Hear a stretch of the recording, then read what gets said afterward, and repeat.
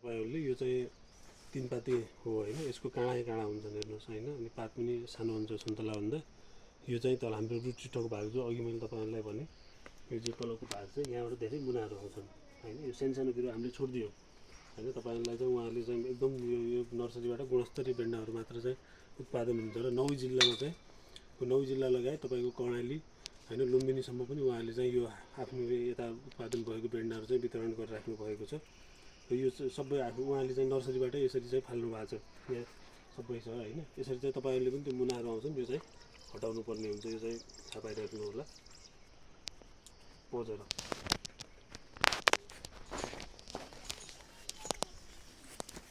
यो चाहिँ तपाईको जो हामीले देखे यो तलको जो भाग थियो रुट सिस्टमको भाग हैन, यो चाहिँ तीनपाते सुन्तलाको बिरुवाको रुख हो हैन। यो चाहिँ तपाईको यो चाहिँ फलहरू हो हैन।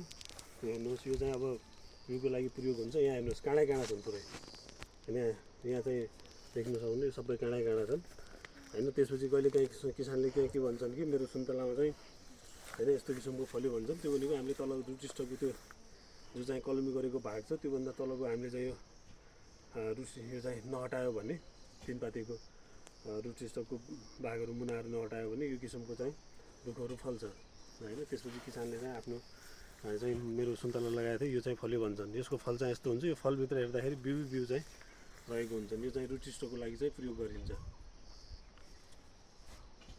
जो चाहिँ हामीले त्यो रुट स्टक अहिले त्यो हेरेको थियो त्यो चाहिँ तीनपातेको बिरुवा त्यसमा फल लागेको थियो, त्यो फल चाहिँ टिपेर उहाँले चाहिँ यो फल चाहिँ यसरी बेन्डामा चाहिँ नर्सरीमा राख्नु भएको थियो हैन।